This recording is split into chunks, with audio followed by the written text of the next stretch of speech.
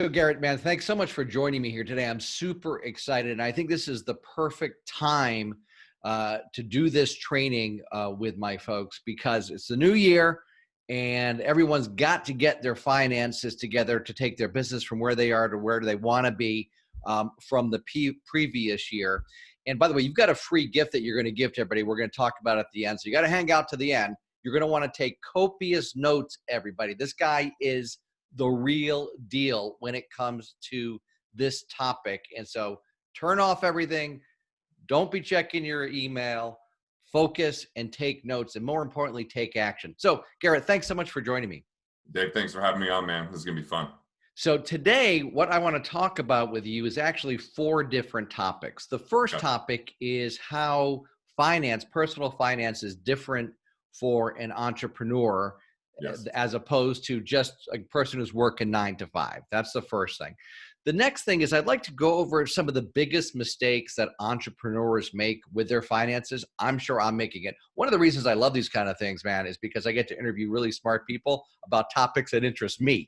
So that's the second thing. Then also I'd like to give just some simple steps and maybe a simple plan that you can lay out, a tiny blueprint of what people can do like right now, like immediately to take action to set themselves up for success this coming year. And then I really want to talk to you about how to build your business, how you built your business and how you became this incredible thought leader, best-selling author. And it's just a fascinating story. So let's start at the very beginning, if you don't mind, and talk a little bit about what inspired you. And as part of that story, I've got to hear about how you lived in a tent. Well, it was my grandfather that lived in a tent. Okay. Because he wasn't making ends meet. He lived in this little town in Italy called San Giovanni in Fiore, which I figured out the in Fiore is important because I went to visit and there's like 9 San Giovannis in Italy. Okay. So it was kind of this beautiful accident because I stayed in an awesome town, but then I had to drive 4 hours to get to this place. But I see it's pretty much dilapidated now. And so he left to come to Utah of all places because there was some Greeks and Italians that were coal miners. And right when he got here, there was a major mine explosion. And so there was a ton of layoffs and a lot of turmoil. So he had to become a goat herder initially and didn't have enough money. So lived in a tent and lived in that tent for almost 7 years while he saved up enough money to get his wife to come from Italy. So he was separated from her for 7 years. And she was pregnant when he left. And he never met his daughter until she was almost 7 years old. So and by the way, my grandma was the type of person that I don't know how she lived to 103 because she was constantly worried and stressed, like anxiety like I've never seen. Never moved from one location of the couch that I ever saw. And, but ultimately that nervousness somehow, I think his greatest feat was convincing her to come to America, like to get on a ship. Like, I just can't even fathom how scary that was. And so, the only time I've really been in a tent is camping. So it's been my choice. Yeah, but that inspired you though. That was like a huge inspiration for you, wasn't it? Totally. Well, I mean, when I think about, he didn't know what I know to teach people. And so I went to Italy 2 years ago and we spent 2 months there with my wife and my 2 kids. And we experienced Italy in a way that he never experienced in his whole life. Like, we were going to the best places, Verona and Venice. And we had this amazing villa in southern Tuscany. And like, because of the knowledge that he didn't have, he had the hard work ethic, right? Like, he's willing to do the hard work, but hard work with the wrong information still leads to that bankruptcy or that struggle. Yeah. And I think that's the problem with a lot of entrepreneurs, right? So we're all working hard. I don't know any real entrepreneur that's not working hard, but they may not have a lot to show for it. So, in reading just some background information on you and your grandfather, which I just thought was such an interesting story, you framed it, you began to think, well, what if I could go back and I could teach my grandfather what I know now, how would that have changed his whole life and his whole existence?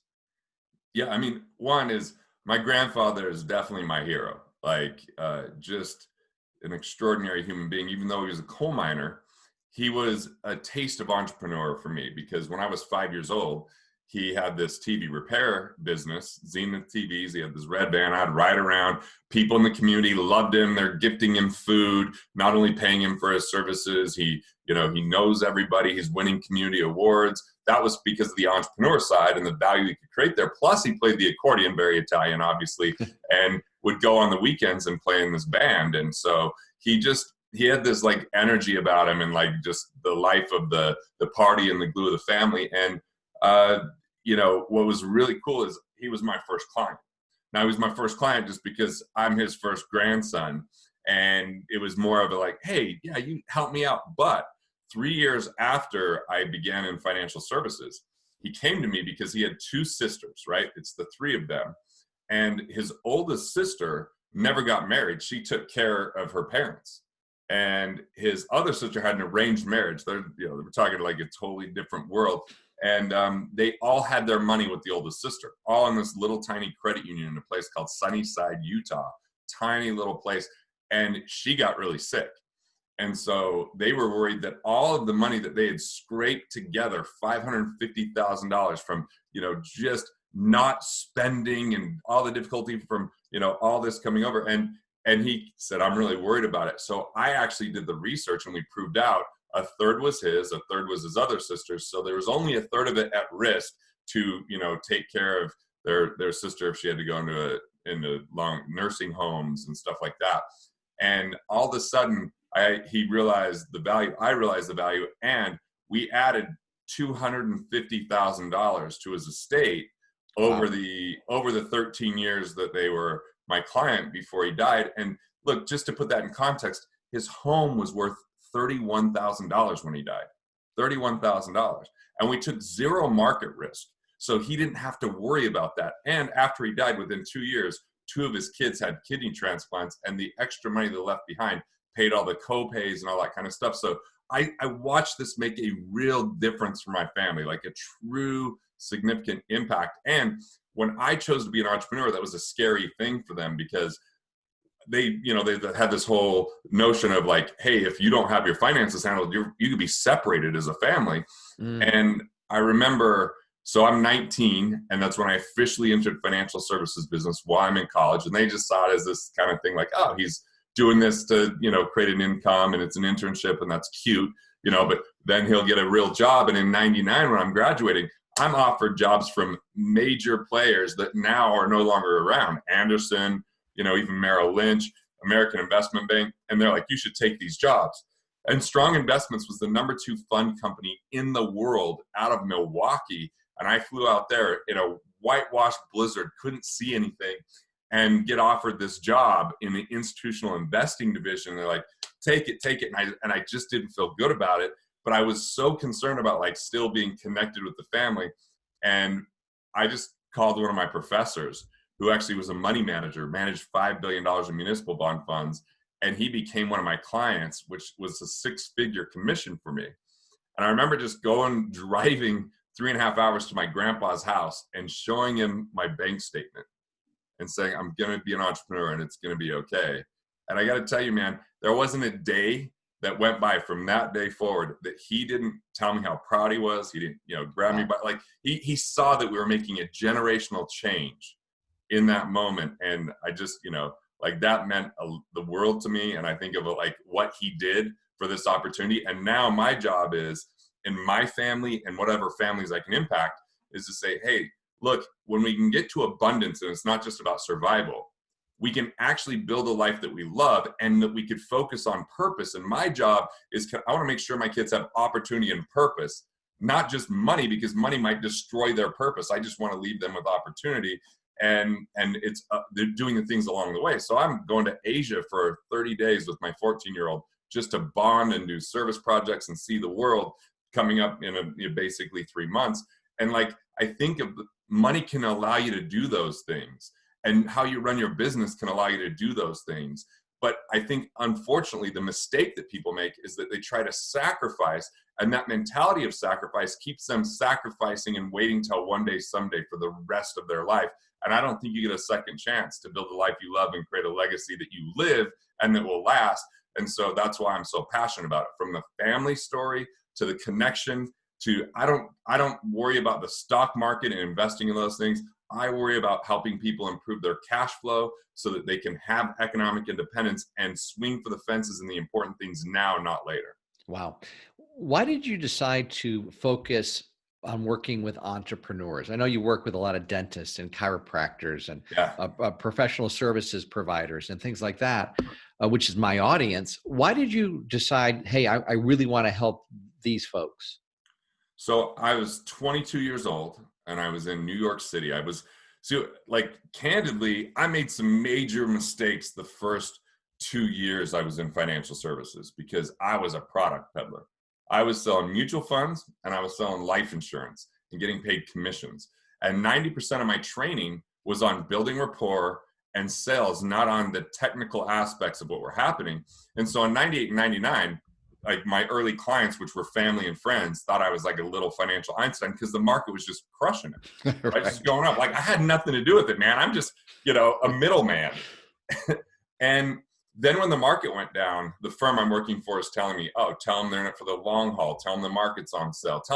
And it just disgusted me. And I was like, these are people that I love, adore, and care about. And so I decided this was a hard thing to do. That same money manager that was my professor, I sat down with him over a frozen yogurt. And I said, look, man, they're losing money. I don't know what to tell them. I don't know what to do. And he goes, you start there. You tell them that. And we decided that I was going to go and meet with all my clients and just tell them, I don't know what I'm doing, which is hard, man, because I'm in my early 20s at this time, a senior in college. And I'm like, it's hurting my self-confidence and my identity to a certain degree. But I just met with all of them and said, hey, you should move to cash and you should either find a different advisor or let me tell you my commitment. I'm going to fly somewhere every single month, fly somewhere and spend anywhere from 2 days to a week just finding the best financial minds. And I'm going to use my young age to my advantage because people will meet with me because I'm young and they like to pay it forward. I just knew that because I'd seen it before with my first business that was a car detailing business I started when I was 15. So I just started flying every month somewhere in the country. And there was this guy in New York that was touted as one of the best financial minds.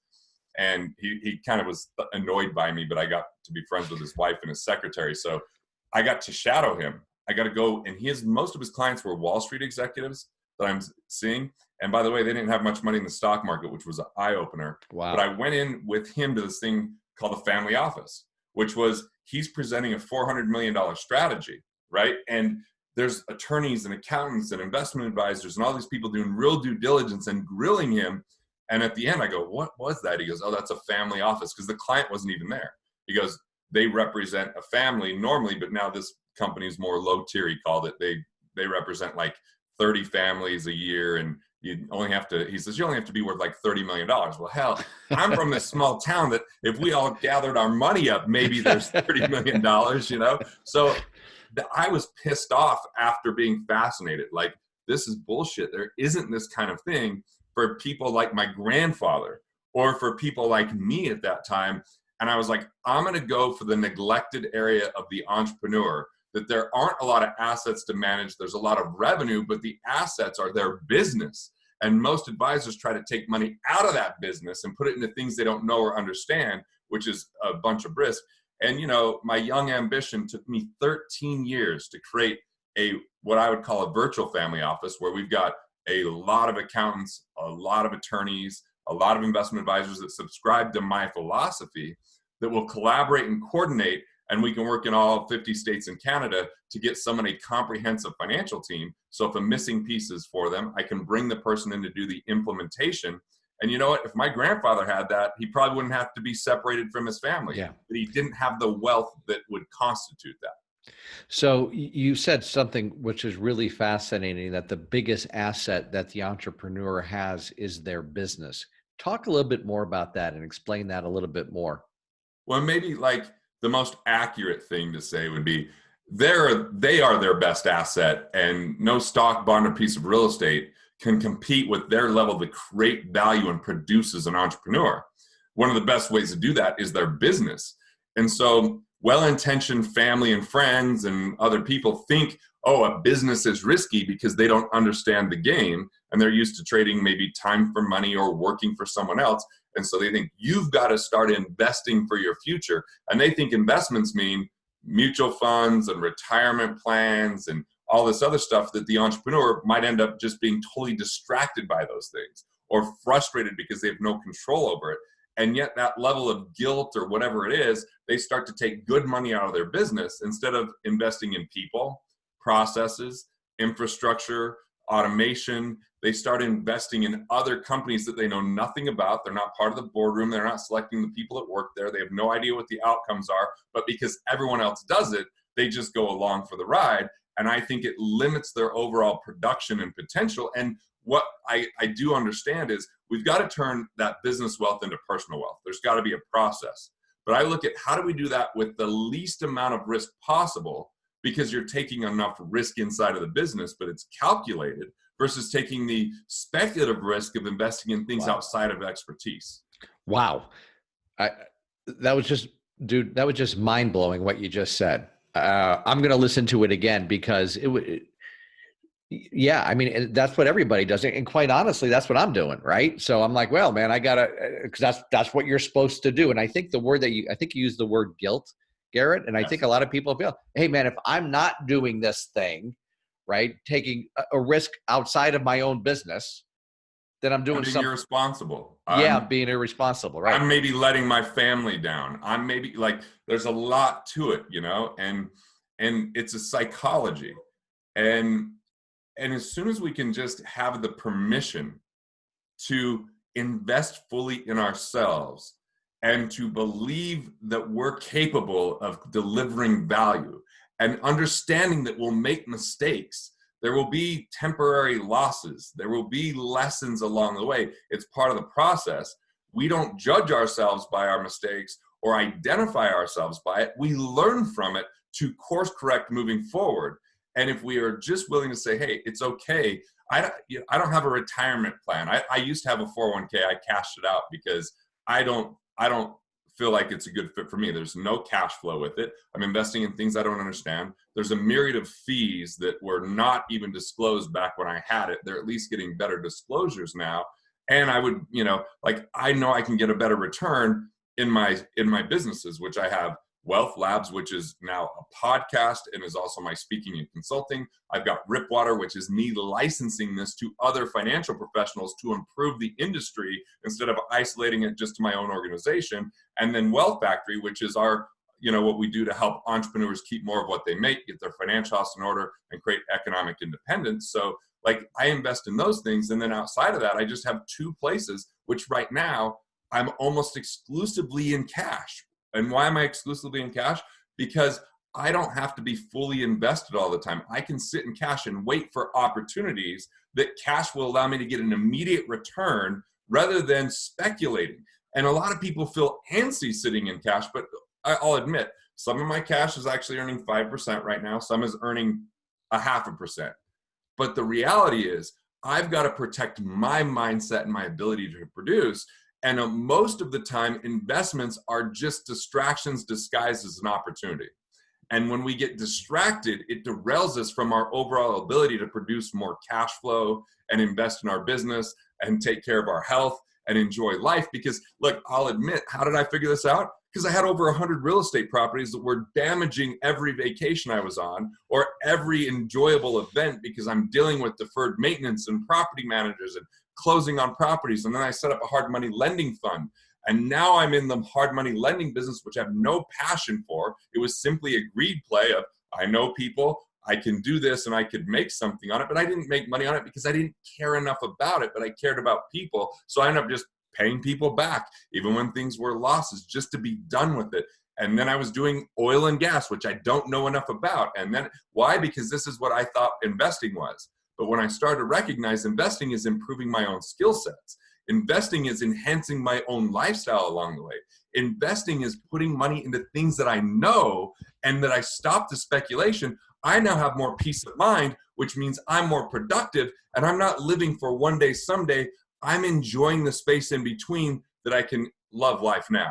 And so it's, I know we're a little philosophical here. No, this is freaking phenomenal. And it's such a paradigm shift, and it is so refreshing and so powerful. And I've got my list of questions here, but as I often do, I'm going to take a little tangent here because I want you to discuss something that you just mentioned. You mentioned in passing. And I think it holds a lot of entrepreneurs back, which is identifying with, okay, so I had a loss or things did not go well. How do you separate yourself from that? I know now we're getting into a completely different area, but I don't think somebody can follow your plan if they don't get this part squared away. All right. So this is probably not going to be the expected answer. Well, nothing's been expected yet, Garrett. So look, when we identify our mistakes as who we are, I believe it comes from one thing: things that happen in our childhood that we never resolved. And because we never resolved them, when difficulty arises, we actually bring back that hurt, abandoned, or whatever situation with that child and project it into today. So let me give it a really practical example here.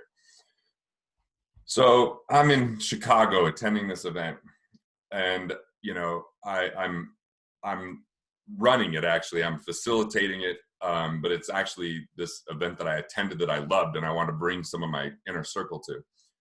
And when I'm supposed to fly home, two things happen. Lightning hits the plane that is landing that we're then going to take off in, so it's toast, and now we're delayed today. All our email servers went down, so I can't access email. I've been off of it for 4 days. And so I just have a couple conditions that what happens is, in those conditions, I start internally throwing a tantrum because my 5-year-old, I'll give you where it comes from. When I'm 5 years old, I'm in kindergarten or whatever it is, and Miss Ashcroft's my teacher, and we make an art project where I drink the chocolate milk and now I make it into a house, as an art project. And I thought it was awesome. I want to take it home to my mom, but she had a caveat afterwards: memorize your home address, and then you get to take it home. Well, the next day, all the girls remembered to do it. All the guys were, I guess, little boys were just running around ADD. And so then the next day, I transpose the numbers. And so she doesn't give it to me, and there's only 2 people left in the class on the final day of the week that didn't get their milk carton back. The first one gets it. The second one is me, and the whole class is looking at me. I freeze. I run off. I don't get it, and she throws the milk carton away because I don't fulfill the assignment. Which in my head, I thought, I am stupid. So that 5-year-old now believes that he's stupid. And so life became about proving that I wasn't. So anytime that I felt stupid, that 5-year-old took over in that old pain. And then I'm now frustrated and angry and all this kind of stuff because I never resolved it. So ultimately, when mistakes become like crippling to us, like, they aren't when we're kids. Like, when we're little, mistakes aren't a problem. Like, when I went to walk the first time, I fell. And my parents would go, "Oh my God, he fell. We need to protect him. He should, never do that." You just keep going until you get there. And then you eventually walk, because it's inevitable for the majority of the population that they're going to walk, like the massive majority. And it's, if we have a clear vision, right? If we have a clear vision that what we're doing, it's inevitable that that's what's going to come about, if we don't let that hurt child or our mistakes define us. They're just part of the process. And because it's painful in the moment, or because we try to make it who we are, then it destroys confidence. And because most people don't think to go back to their childhood, here's what I did. So I'm having a conversation with one of my clients. He's a dental consultant, and we talked every week. He's referred so many people, and we built this relationship. And we were really open. So I'm talking about that milk carton story. And he goes, "You know what you got to do? You've got to have a conversation with that 5-year-old right now and tell that 5-year-old, go find a picture of you when you're 5. So I found a picture. It's right over here on the wall. I could go grab it. Anytime I beat myself up, I think I'm beating up that 5-year-old. Would I ever beat up a 5-year-old? No. So so I have a conversation. At first he's like, do you think a 5-year-old knows what you're talking about? Because I'm like using normal, like I'm using language as if I'm talking to a 40-year-old. And so I had to get to the point where I could say, we're going to be okay. It's all right. Like I just had this, and I start bawling, and my wife comes out and sees I'm bawling, and now she's worried, but it was actually this really healing process to recognize, hey, like love, I got to love myself. And I think part of it is it's hard for people to love themselves because we gravitate towards our imperfections instead of like just looking at, hey, the imperfections are part of what make us connected as human beings. Like nobody wants to connect with someone that's perfect because it's intimidating. It's exhausting, right? And perfection's an unwinnable game. So what was I doing? We're joking last night. I'm at this my cabin with a bunch of friends, and I was trying to put these chairs together this summer, and 2 of the guys were there, and I couldn't get the washer to go in between. I'm just not good at these things. Yeah. So I'm like, what I'll do is I'll glue it so it doesn't fall down, and I glue it on the wrong side. That's how, and we're just laughing. I'm like, this is why you guys are friends with me. If I could just do everything all the time, you guys would be like, whatever. He's pretentious. He's, so like if we could just embrace it as part of the process, I think it makes a massive difference. And by the way, probably one of the biggest breakthroughs anyone could have financially is not being so afraid of what we're capable of, because there's not a magic product out there. You can't just go buy a magic product and you're wealthy. If there was, everybody would own it. And I think we still look for a magic product, almost like people look in health for a magic pill. But the only real magic is, and this is weird to say, but it's just to love and accept ourselves and be willing to have a vision worthy of our life, a vision compelling enough. And to me, vision means it's outside of our reach by ourselves. Vision is not possible on our own. Vision requires collaboration, but it's speaking something into existence that didn't exist before, that allows other people to step up and be part of it, because the rarest commodity in the world is vision. It's the rarest thing that's out there.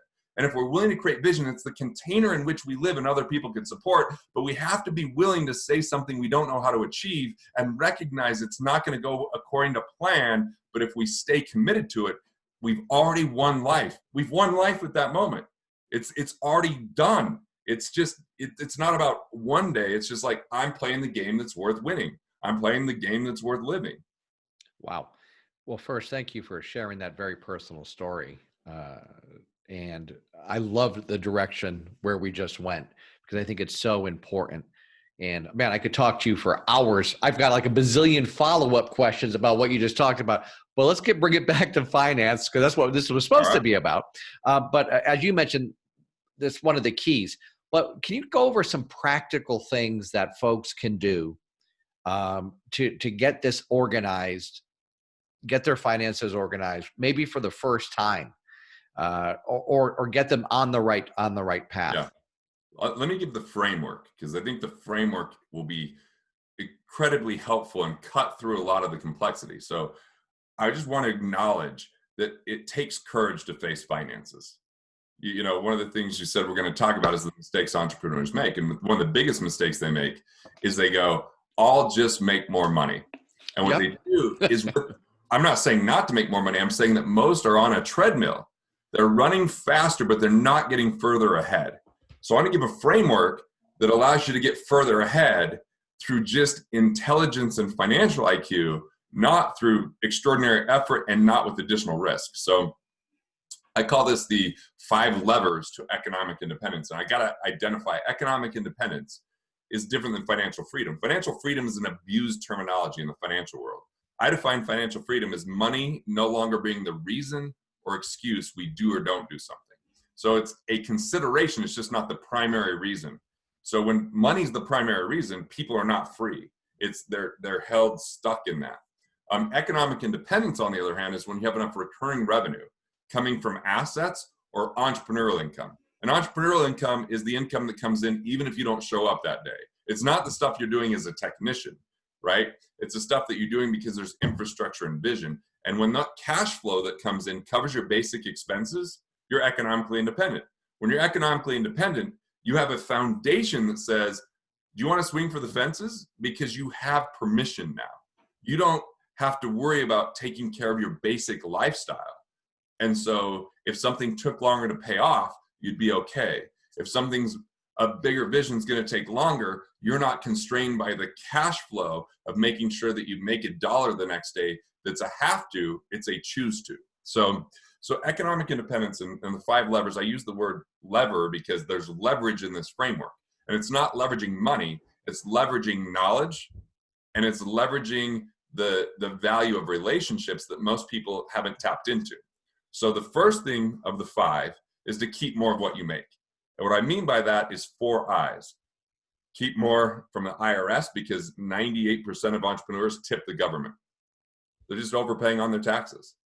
The second I is interest. If you haven't renegotiated your interest rates in the last 2 years, you're likely overpaying interest. If you haven't reallocated your finances, meaning if you have any underperforming assets that are earning less interest than what you're paying on a loan, cash it out and pay it off. It's a guaranteed return, right? Or if you haven't restructured loans, there's ways to make your loans more efficient through restructuring. This is called cash flow optimization. And what we find is $2,484 per month if people have more than one loan. And there's a little bit more to cash flow optimization on how you look at expenses, but per $500,000, $2,484 per month, just in how you structure things that comes in as cash flow today. The third I is investments. And there's a lot of hidden fees. There's a lot of, non-performing fees, and there's a lot of unnecessary exposure where people haven't protected their downside. Just by taking care of that is hundreds of thousands, if not millions of dollars over an entrepreneur's lifetime. And then the fourth I is insurance. A lot of people haven't structured their insurances properly, so they have duplicate coverages, they have inefficiencies. So these are 4 ways you can keep more of what you make without having to cut back. So there's no budgeting around it. It's just keeping more. And then the key thing for everyone to do is, after this is over, go to your bank and set up a separate account, different than your business checking, your personal checking. And when you free up this cash, you pay yourself first with it. It goes into that separate account so it doesn't get commingled. And that is simply called a wealth capture account. It could be a checking, a money market, or a savings account. But by separating that, you start to automate your savings. You don't have to put effort into budgeting because it's automatically happening. And then once you've got a certain amount of cash, which I would call a peace of mind fund, enough cash that says if you have a health challenge, you can take the time to address it. If you have a family challenge, you have the time to address it because you're not constrained to have to go to work the next day to pay bills. You've got the cash aside. It allows you to be more productive. Once you have that at, let's say 6 months, when there's more cash than that, you're now automatically saving. And when the cash is there, you can deliberately invest in investments that are aligned with your investor DNA, the things that you know and understand. And my suggestion is you only invest in things that have cash flow until you're economically independent. Because most of the world is stuck, Dave, in this thing where they're trying to save 10% of their income and get 10% on it in investments that probably won't produce 10% long term. And ultimately what that does is they're getting a fraction of their money to get a fraction of earnings versus, think about this, if you have enough cash flow to cover your expenses from your assets, now 100% of your earnings in your business can be reinvested into yourself and your projects. That is a literal 10 times advantage. And it's a game changer as far as accelerated results. It's a game changer if someone's married because they're not married to someone that has the same money personality. This means no compromise, but it gives confidence because the foundation is handled. Like, before I was economically independent, when I'd have an idea, my wife was like calculating, what does this mean as far as like what we might have to delay with gratification, what we aren't going to buy, what, like now it's like, okay, cool. Yeah. The kids are going to go to the same schools. We're going to eat the same foods. We're going to take the same trips. Doesn't matter that you have this notion or idea that might be twice as expensive as you think and take 3 times as long, because we're okay and it's compelling to you. I'm your biggest cheerleader. So that's the first lever. Wow. Well, that's a lot right there. I've never heard the distinction between financial independence and economic independence, and the economics independence definition that you gave is so powerful and important. It's what I'm up to. I got to get 1 million entrepreneurs to be economically independent by the time I hit the grave. That's your mission. That's your company's mission. Yeah. Because that changes their family's financial future and destiny. No being separated and leaving for 7 years. No divorce because of money. Like, it changes the entire dynamic of how they operate and live. And so I just happen to get the concept of money. That's why that's, and it was something that I was fascinated by. But when we look at it, money's just a piece of it. There's a lot more to it. Yeah, absolutely. So that was a huge lever, and I don't think we're going to have time. Unfortunately, I'm going to have to bring you back for sure. Can you go over one more lever though? Because this is just, I mean, like I said, I could literally talk to you for hours. This is such, you're doing such a dynamic job here, and I really appreciate it. Can you go over one more lever? Because that was so practical. I mean, hey, anyone can do this. So lever four is to scale business revenue. So Dave, if you and I decided we were going to read 100 financial books in the next, however long, 99 out of the 100 books would discourage being a business owner and tell you it's risky. And like, I just think of this book, Money Master the Game by Tony Robbins. All right. So he interviews all these billionaires in that book. And of all the billionaires, only one says, you know what? If you want to get wealthy, you should start a business. Everyone else tells you to do the thing that they started a business for that feeds their business, doesn't feed you, right? Like invest in index funds, says the guy who created index funds. Invest in a brokerage account, says the guy who created a brokerage account, right? So most of the books neglect this thought of scaling business revenue, but like Apple isn't going to double in return in the next 12 months. Apple stocking, it can't. But a business that's at 1 million of revenue, 3 million of revenue could have 25% to 50% growth in a year.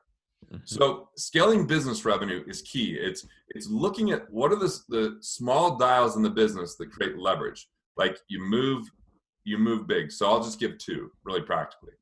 The game changer in my entire business life came from learning that people use delegation and define it improperly. So most people relegate in business. Relegation is you hand it, you get pissed that it doesn't get done right, but you didn't invest in any infrastructure or education or even outline what the conditions of satisfaction are. Or worse, people micromanage, they delegate, and then they're so involved it takes too much of their time. So if you delegate tasks, you will be a bottleneck. You give someone something, they come back and ask for what's next. The game changer is hire people that you can delegate a role to. They own that role almost like it's their business. They own that project and they're the head of the project. They come to you for support. You don't micromanage it. And when you can learn to delegate a role, you can scale so quickly. And for me, scaling means I'm climbing a ladder. I let go of a rung before I grab the next rung. Mm-hmm. Some people just take on so much and that they're just compounding the complexity. You have to let go before you take something else on. And so the next part of scale is if you identify the 5 things that you want to do, that only you could do, that create impact, that are valuable to you and others, and you get rid of everything else to other people. So for me, if I'm not speaking, writing, filming, developing relationships, or working on vision, I'm outside of the way that I'm going to operate in my business. And that means if I get dragged into sales or operations, or I get dragged into any level of management or financials, like I'm actually doing a disservice to the 1 million people I'm trying to serve, but most importantly, to my life and to myself. And so that's how I scaled my business, was letting go of things and then increasing the amount of time and creating a structure. And the way I did that structure is at the end of the day, back in the day, every day I would look and say, did my calendar reflect the person I want to be? Do the activities I do reflect the contribution I want to make to the world? Or were they merely something I did out of urgency or because I didn't properly delegate? And by doing that, I consistently refined. And so that absolutely made the biggest difference. And I've already scheduled out time that I'm taking off in the next year. I always have a trip to look forward to that's on the books. Like I have ways to rejuvenate so that when I am writing, I'm not distracted and I have full energy. So I take more time off now than I've ever taken off so that when I show up to do those 5 things, I'm in a clear space. Mm-hmm. I'm bringing the best energy.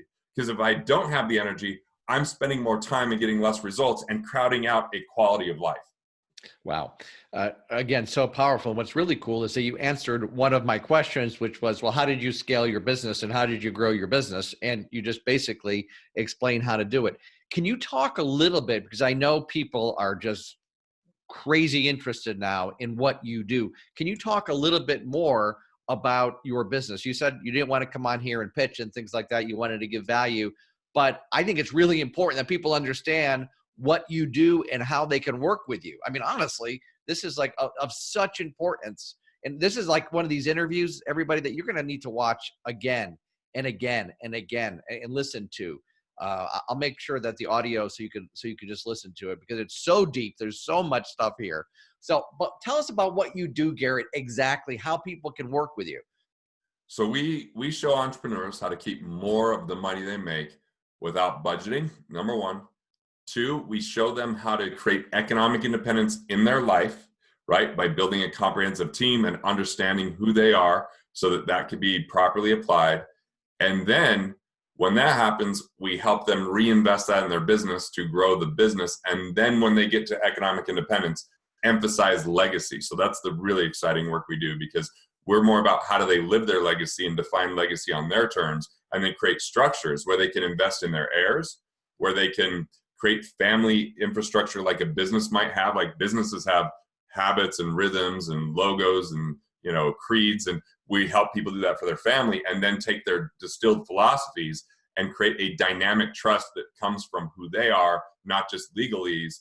And so that's pretty fascinating. But really, it's A, get your financial house in order, B, plug the leaks, C, reinvest that back into your quality of life and your business, and then get us, you know, we do a stress test to find out what's working, what's not working, what could be exposed within their finances and their business.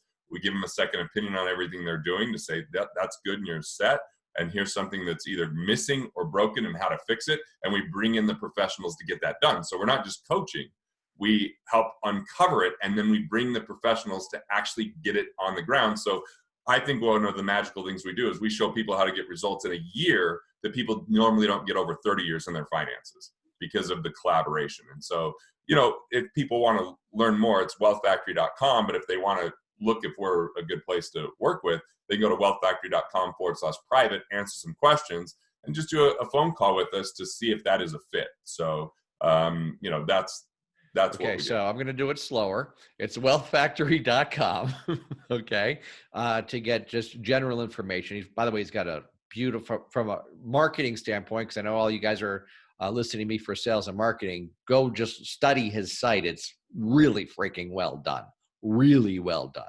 And then if you are interested in setting up a phone call, which you should be, go to wealthfactory.com/private.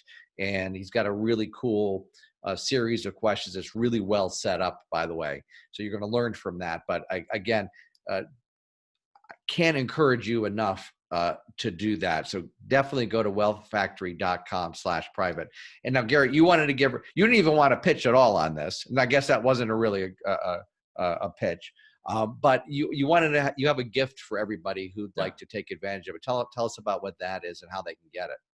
Yeah, so I've got this book, What Would the Rockefellers Do? And I'm just going to give it for free. So on my dime, freewwrd.com. So it's, you know, we'll actually cover for the cost of printing the book, and people just cover the cost of shipping. People are pretty familiar with this. Our shipping costs, we've got them down really pretty low. So it's super inexpensive. And then, you know, the reason we do that is if someone reads the book and now they're connected with us, we give them really nice insights every week. And then, you know, every fourth or fifth time we say, hey, here's something that we do and we could offer. So it's a relationship builder, but yeah. Yeah. So I send a daily email out to them with a pitch in it in every email. So no worries there about sending too many emails to my tribe for sure. Yeah. So I just want to make sure that we have that URL correct. It's freewwrd.com. Yep. Okay. Free WWRD. And I'm just gonna type it in my phone just to make sure. Yeah, let's make sure that's 100% correct there. Yeah, one time I gave a text opt-in for the book and I transposed two numbers, just like kindergarten, I guess. And so tons of people are just texting this person. Yeah, and, I did that with a 10,000 piece direct mail piece with a phone number. And I'm like, I'm not getting any orders. No orders are coming in. What's going on? right? And then I get a call from a very upset business owner. Yeah. Yeah, I sent the lady like $100 on Venmo, and she was still upset. And I was like, just if you could send me the numbers that have texted into your phone. And she's like, I'm really angry with me. I'm like, look, I made a mistake. I'm so sorry. yeah. What are you gonna do? What are you gonna do? What final words of encouragement would you give to the business owner that's maybe been at it for a while and is still not where they want to be financially in their business? Look, business is a series of imperfection. Business is a series of constant,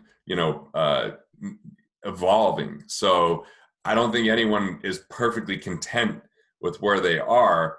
But the key is, so the two things I would warn against. Number one is playing not to lose. Playing not to lose in business is we want the past to remain the same, and we want to hold on to what we have at all costs, which means we don't create, adapt, and it becomes a really unhealthy scarcity mindset. Most entrepreneurs are stuck in a different paradigm of scarcity, which is playing to win, which is always about one day, someday. It's always about the future. It's always, I'll sacrifice now, I'll work so hard, and then one day I'll live a better life. And that better life typically is always elusive. Why? Because we're always expanding vision. There's always more that can be achieved. And if you're in either one of those, maybe that it's just that the ultimate win isn't clear. And to me, the best way to win is create the vision that's worthy of your life. 1 million entrepreneurs becoming economically independent. I'm excited. I don't know how to get there. I just continue to make major progress towards it. I'm now collaborating with amazing financial people because they share our values, and I'm giving them content and filming with them to create that additional reach. So to me, if you can just think, what can you do to collaborate? What can you do to delegate? What right now, if you were to eliminate from your life, gives you more freedom and time and enjoyment? And then what can you create? Those four things, if you're creating a game worth winning, means that you've already won and now you're just playing it out. Win then play is the game-changing mindset that I've adopted, and that it's going to be my book coming out in 2021 is Win then Play. So it'll be my seminal work, and I want it to be the most impactful financial book of all time. That's the objective behind it. Well, this was an extremely impactful interview for me personally, as well as I'm sure for everybody who's watching it. And I want to thank you for not only spending your time in your knowledge, but really going deep with this and really getting personal. I really appreciate it. It was truly stunning. Thanks, man. Your ability to get this information out of me in the interview is phenomenal. So that is a two-way street. I've had interviews that it's just like I struggle the whole interview through every now and again, but this was just pure ease, and you're listening, and the follow-up questions were phenomenal. Hey, thank you so much, Garrett. Everybody, again, get your book, okay? It's free, wwrd.com. Get the book for sure. Also, if you're ready to take your game to the next level, your business to the next level, and you want that economic independence that he talked about, take advantage of the opportunity by going to wealthfactory.com/private. You can set up a call with him, with his team, and see if it's a good fit. Again, Garrett, you are the man. Thank you. Thanks so much.